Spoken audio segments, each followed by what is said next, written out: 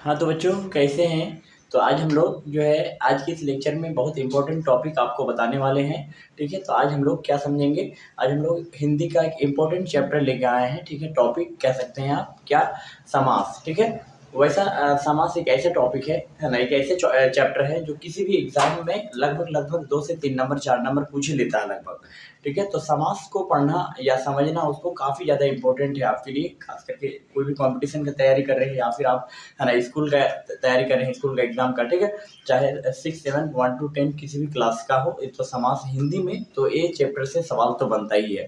ठीक है, तो चलिए दोस्तों आज हम लोग जो है समझते हैं समास के बारे में। ठीक है, इसका कुछ ट्रिक लेके आए हैं जो काफ़ी इंपॉर्टेंट है। समास, इसके ट्रिक को समझना काफ़ी जरूरी है, इसलिए हम लोग को समझना जरूरी है।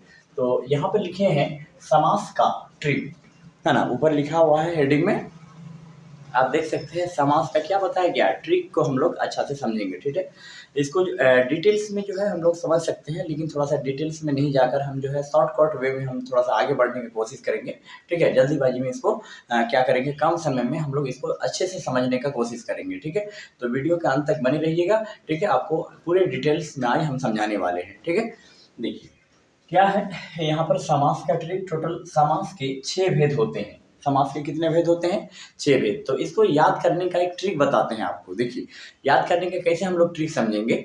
देखिए, तो अगर आप चैनल में पहली बार हैं, ठीक है, तो लाइक सब्सक्राइब जरूर कर दीजिएगा। जितना हो सके आप दोस्तों को शेयर जरूर कीजिएगा। ठीक है, क्योंकि हम रात दिन आपके लिए मेहनत कर रहे हैं। ठीक है, वीडियो अपलोड कर रहे हैं, कोई प्रकार का आपको दिक्कत नहीं होगा। सारा वीडियो जो है ना डे बाय डे हम अपलोड करते रहेंगे। आप जो है पढ़ने वाला ऑनलाइन क्लासेस में इसी चैनल में आप देख सकते हैं। ठीक है, तो अभी हम लोग समझ रहे थे समास। ठीक है, क्या समझ रहे थे, समास। देखो समास के 6 भेद होते हैं। कितने भेद होते हैं, टोटल 6 भेद।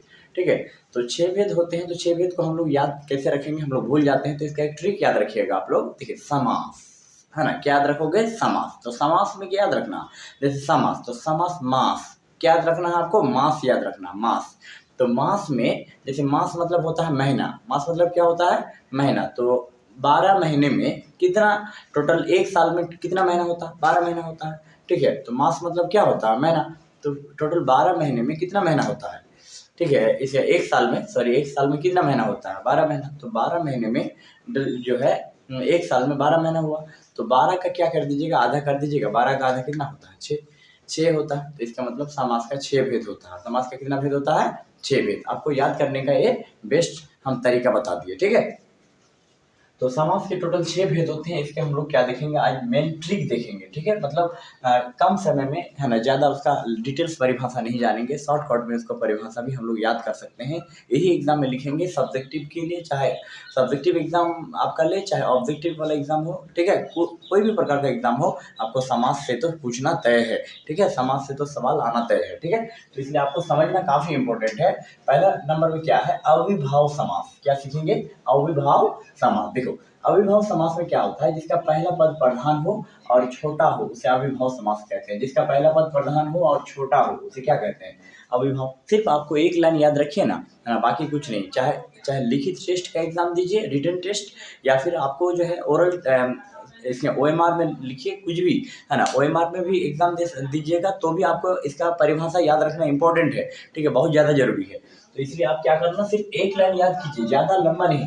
ठीक है, इतना, हाँ, क्या करना, अविभाव समास का परिभाषा, पहला पद प्रधान हो और छोटा हो। जिसका पहला पद क्या हो, प्रधान हो और छोटा हो उसे क्या कहते हैं, अविभाव समास कहते हैं। जैसे आजीवन, जैसे क्या उदाहरण याद रखिएगा, आजीवन। उदाहरण तो बहुत सारा है, लेकिन सिर्फ एक ही उदाहरण हम दे दिए आपको, है ना, वही उदाहरण याद रखिएगा। बाकी किताब में बहुत सारा उदाहरण दिया हुआ है।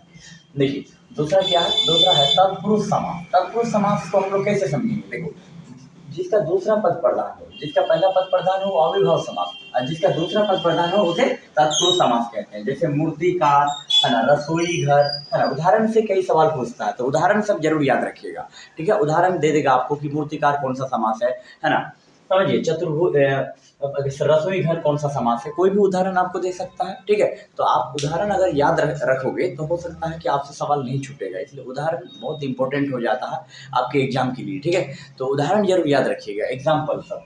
जैसे मूर्तिकार क्या है, ठीक है, मूर्तिकार कौन सा, तत्पुरुष समास है ना। रसोई घर कौन सा समास है, तत्पुरुष समास है। ठीक है, तो उदाहरण याद हो जाएगा, कर लोगे याद। ठीक है, आगे बढ़ते हैं। इसी प्रकार से द्विगु समास क्या है? देखो, जिसमें संख्या हो उसे द्विगु समास कहते हैं। एक लाइन याद कीजिए बस, है ना, याद कैसे नहीं होगा, है ना, इंपॉर्टेंट है।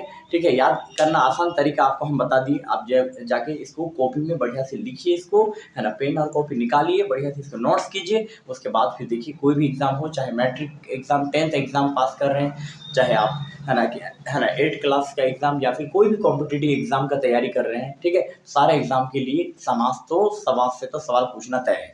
ठीक है, समास से सवाल डालेगा ही डालेगा।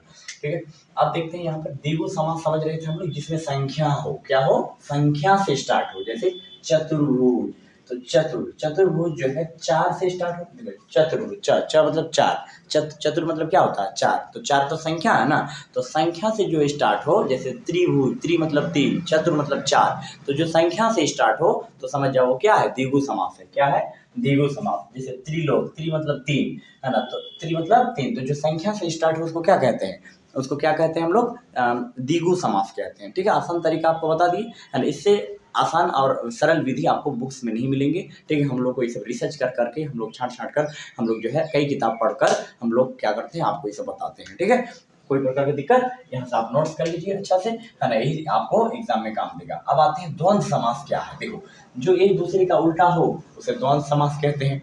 जो एक दूसरे का क्या हो, उल्टा हो, उसे क्या कहते हैं, द्वंद्व समास कहते हैं। एनी प्रॉब्लम, कोई दिक्कत, है ना। द्वंद्व समास, जैसे उदाहरण देख लीजिए, उदाहरण में आपको डिटेल्स में समझ में आएगा। सुबह शाम, है ना, सुबह का उल्टा शाम, भाई बहन, ठीक है, ये सब क्या है ना, सुबह शाम, भाई बहन, ये सब क्या है, द्वंद्व समास है। कौन सा समास है, द्वंद्व समास। कोई दिक्कत, आगे बढ़े। देखो नंबर 5 में क्या है, कर्मधारय समास क्या है। देखो, पहला पद विशेषण होता है और जिसका दूसरा पद विशेष्य हो उसे क्या कहते हैं हम लोग, कर्मधारय समास कहते हैं। जैसे नील गगन, है ना, चंद्रमुखी, इस तरह से उदाहरण याद रखिएगा, नील गगन चंद्रमुखी। ठीक है, आगे चले, है ना। नंबर 6 में दिए हैं बहुव्रीहि समास, लास्ट है। ठीक है, इसको भी समझते चलिएगा। देखिए लास्ट है क्योंकि 6 ही समास होता है, समास के 6 ही भेद होते हैं और समास बड़ी इंपॉर्टेंट चैप्टर है। देखो, बहुव्रीहि समास क्या है, वैसा समास जिसको तोड़ो तो तीसरा मतलब निकलता है ना, उसे क्या कहते हैं, उसे बहुव्रीहि समास कहते हैं। जैसे पीताम्बर, है ना, लंबोदर, ठीक है, पीताम्बर लंबोदर, ये दोनों उदाहरण काफी ज्यादा इंपॉर्टेंट है आपके एग्जाम के पॉइंट ऑफ व्यू से, इसलिए इसको याद रखना काफी इंपॉर्टेंट है। आप अपने नोट्स में लिख लीजिए बढ़िया से। ठीक है, उसे क्या कहते हैं हम लोग, बहुव्रीहि समास कहते हैं। अगर तोड़ो तो तीसरा मतलब निकले उसे क्या कहते हैं, बहुव्रीहि समास कहते हैं। जैसे पीताम्बर लंबोदर। ठीक है, तो उम्मीद करते हैं आपको जो है समास में कोई प्रकार का दिक्कत नहीं हुआ होगा। तो चलिए दोस्तों, आज का वीडियो यहीं तक रहने देते हैं, फिर हम लोग अगले वीडियो में मिलते हैं।